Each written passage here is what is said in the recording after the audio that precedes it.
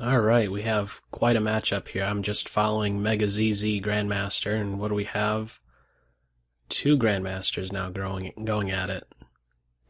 So, a Dutch on the black side. This will be interesting. I don't get to see that too much, or at least when I'm kibitzing games, I don't get to see the Dutch so much. This is a very awkward pawn advance on the white side. Usually it'll be the Dutch versus the c4 and d4 pawn structure.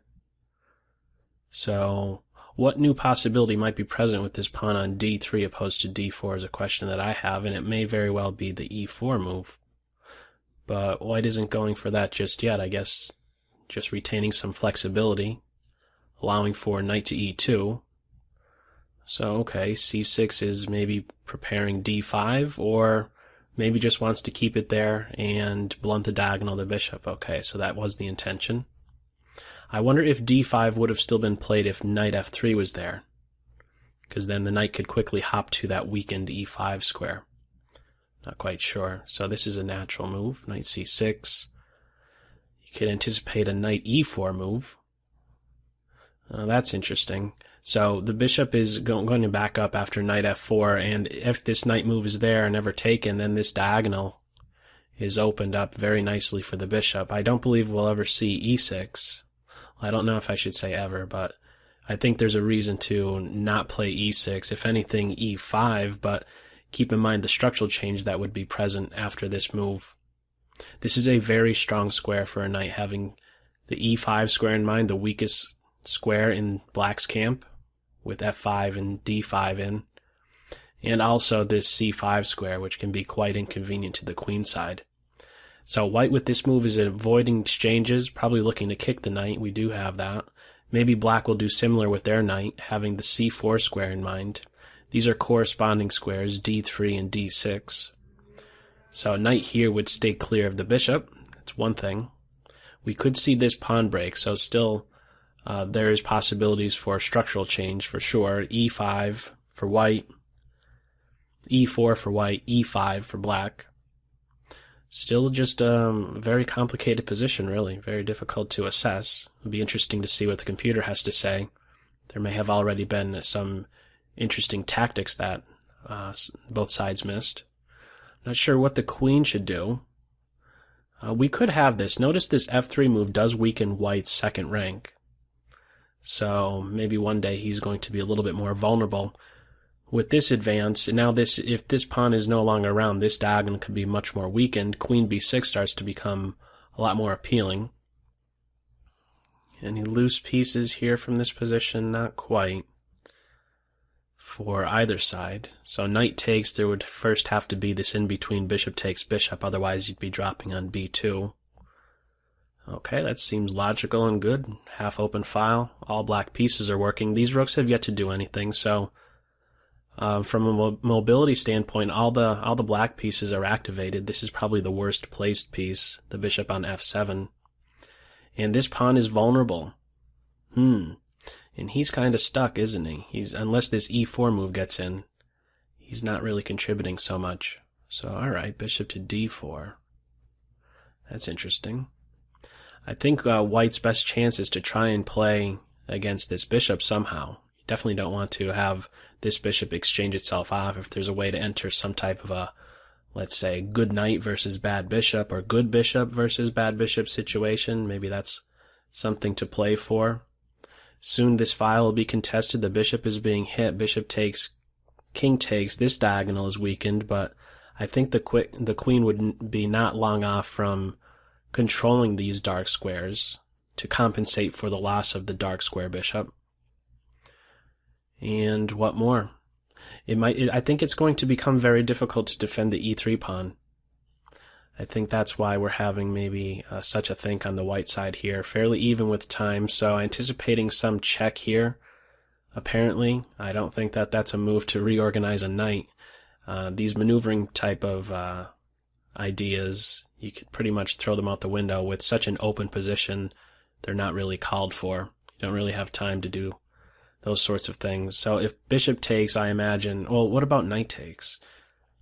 I guess there was an idea of bishop takes, pawn takes, rook takes knight, followed with bishop takes pawn with the fork, and getting the exchange back and being up a pawn. So white sidesteps that sort of combination and is looking for what? There must be something here. I wonder what black is chewing on. What's the move here? Knight takes, pawn takes. This knight is now restricted. In an ideal world, what would white really like to have happen? Okay, I was just ready to point this out here, and then somehow we may very well see knight g1 to f3. I was talking about you don't want to really go for some maneuvering type of idea, but why am I talking about this knight getting here? This one could go in right away. And I think we have a close to being a big shift here. Well, these knights kind of offset one another. Both bishops can capture those knights. A little bit of symmetry going on this side of the board here regarding the pawn structure and the knights. On the e4, e5 squares, the bishops both there to take out the knights if they become intolerable. And well, we got some knight moves here. What is this queen going to do? b3 or b6 or a5?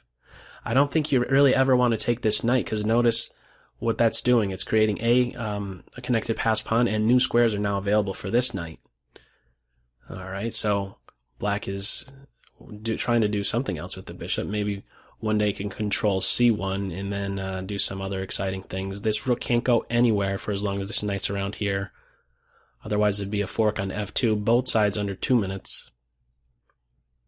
Queen b6, you can't do that. Okay, so what is white going to do here? This knight is super inconvenient.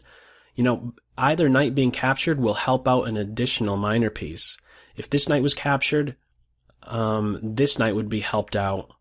And like we're seeing right now, this knight is captured, so this bishop will be helped out.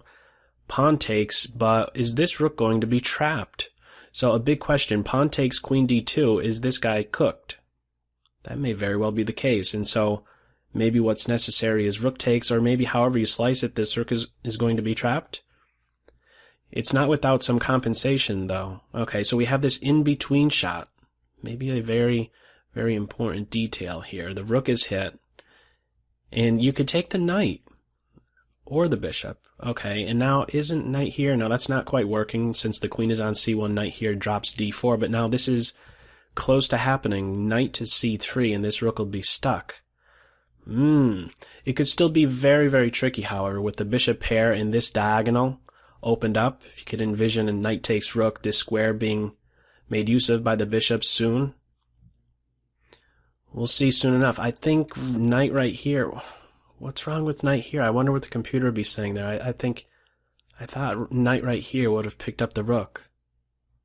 Okay, so white is just going for a more positional approach, clearly, looking to connect the knights, but maybe they're a bit on the redundant side.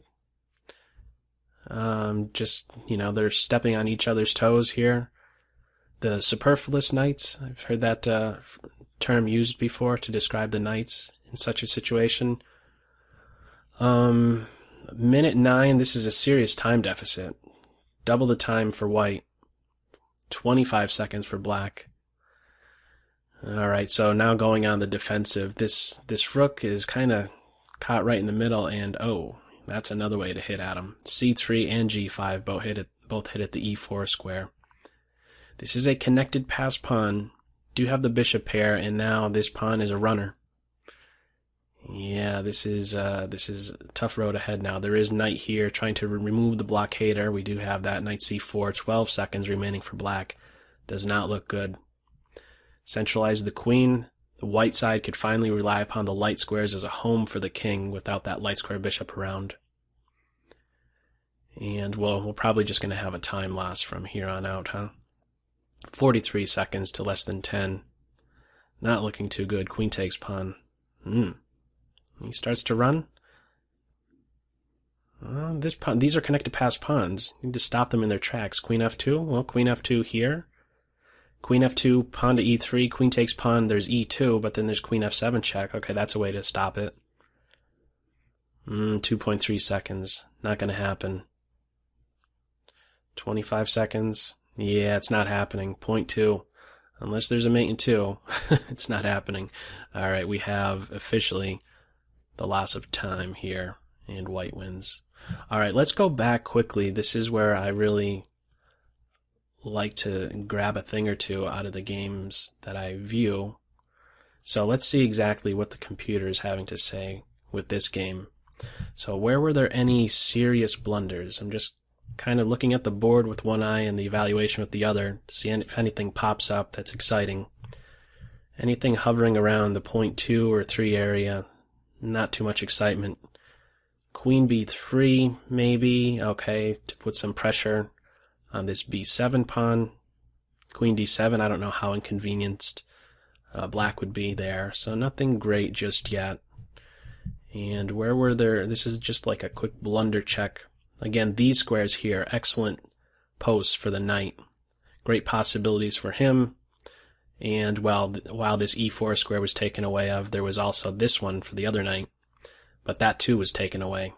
Both of these pawns are there to watch out for these knight hops. So okay, we have a pawn break. It's apparently dead equal, but it's very easy to slip up here in such an opened position. Rook there, bishop here, and now we have, well, apparently a very strong reply. Knight c6, as was played in the game. King here, knight takes, another top move, with just a few seconds of thought by the computer, of course. Rook to e3, what else was maybe an idea here?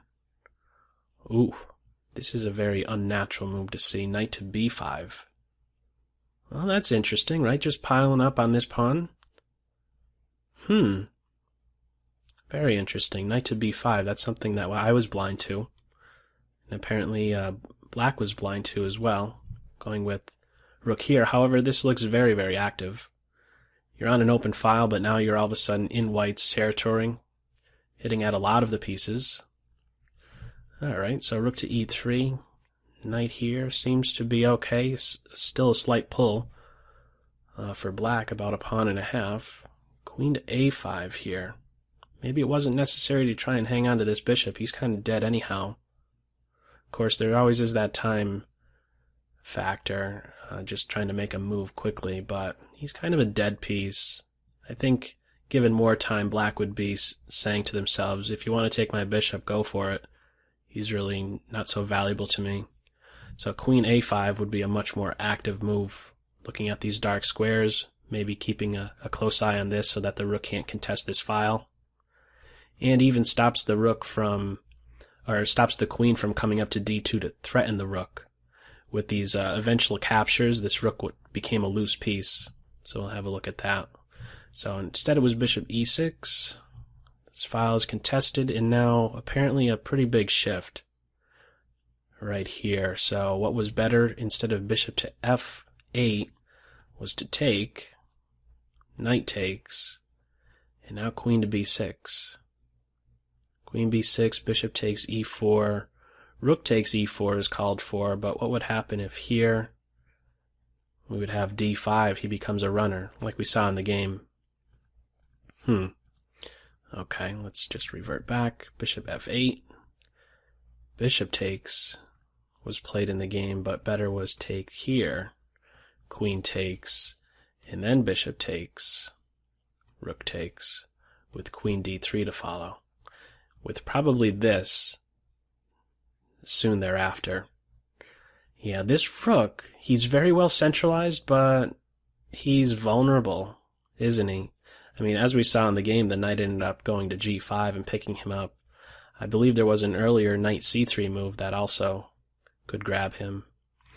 But, okay, instead we had bishop takes on e4, rook takes, and after queen d2, queen b6, I thought it was, oh, okay, I was thinking around here, this knight move, but there's pressure on d4 now with two pieces. So after white defends, queen to a6, and I think it was at this point I was thinking knight c3. But knight c3, there's bishop here. That's something I overlooked. And so maybe that's why we have this knight going elsewhere, trying to attack the rook in a very roundabout way. It's very curious, very interesting to see that. So knight returns home. Queen a3, knight h3. Not much of a difference, knight h3 or f3. Queen back, and now after knight g5, this is apparently game over. I guess the last hope here for black was to do what exactly? Instead of queen d6, what would have been better?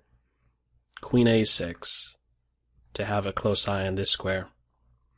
In case of knight here, there's rook to e2. So, well, they're both pretty much in bullet mode at this point. The rook is lost, and I don't think white lost any, I don't think there was any opportunity from black from here on out, being down the exchange. The evaluation is close to 2 at this point. No serious blunders by either side.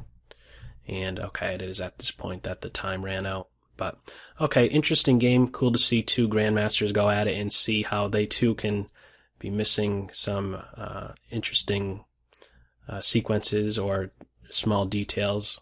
And as always, I hope you got something out of this video. Take care. Bye.